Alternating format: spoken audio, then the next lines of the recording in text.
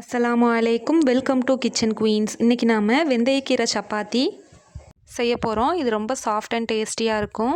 வாங்க எப்படி பண்ணுறதுன்னு பார்க்கலாம். நான் ஒரு கட்டு ஃப்ரெஷ்ஷான வெந்தயக்கீரை நல்லா கழுவி எடுத்து வச்சுருக்கேன். 1 டீஸ்பூன் உப்பு, 1 டீஸ்பூன் ஓமம், 1 டீஸ்பூன் மிளகாய்த்தூள், அரை டீஸ்பூன் மஞ்சள் தூள் எடுத்துக்கலாம். 3 டேபிள் ஸ்பூன் எண்ணெய் எடுத்துக்கலாம். அரை கிலோ கோதுமை மாவு எடுத்திருக்கேன்.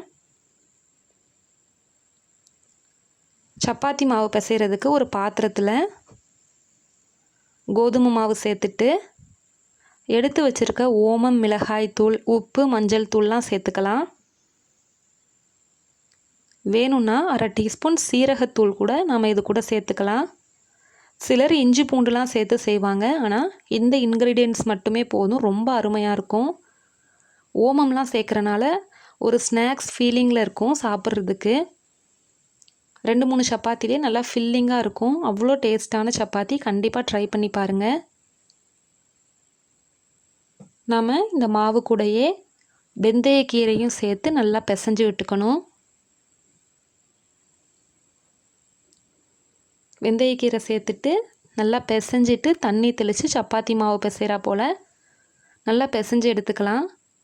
மாவு பிசைஞ்சிட்டு 3 டேபிள் ஸ்பூன் எண்ணெய் சேர்த்துக்கோங்க. எண்ணெய் சேர்த்தோம்னா சப்பாத்தி நல்லா சாஃப்டாக இருக்கும். இப்போ இதை நல்லா சப்பாத்தி மாவு பதத்துக்கு பிசைஞ்சு எடுத்துக்கலாம். வெந்தயக்கீரை சப்பாத்தி மாவு நல்லா சாஃப்டாக பிசைஞ்சு எடுத்தாச்சு. இது அரை மணி நேரம் போல் ஊறட்டும். இதை ஒரு காட்டன் கிளாத் வச்சு மூடிக்கலாம். அரை மணி நேரத்துக்கு அப்புறம் உருண்டை போட்டு சப்பாத்தி வளர்த்தி போட்டு எடுத்துடலாம். நீங்கள் எந்த சைஸில் சப்பாத்தி போடுவீங்களோ அந்த அளவுக்கு மாவை உருட்டி எடுத்துக்கலாம். இப்போ நாம் சப்பாத்தி வளர்த்தி எடுத்துடலாம். மாவு டஸ்ட் பண்ணிவிட்டு எந்த அளவுக்கு மெலிசாக வளர்த்த முடியுமோ அந்த அளவுக்கு மெலிசாக வளர்த்திக்கலாம். நம்ம சப்பாத்தி வளர்த்தும் போது கல்லை நல்லா சூடு பண்ணியாச்சு. நல்லா சூடாக உள்ள சப்பாத்தி கல்லை போட்டு எடுத்துருங்க.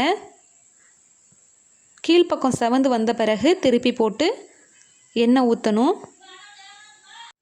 எல்லா சப்பாத்தியும் வளர்த்திட்டு இந்த மாதிரி கல்லை போட்டு சுட்டு எடுத்துடலாம்.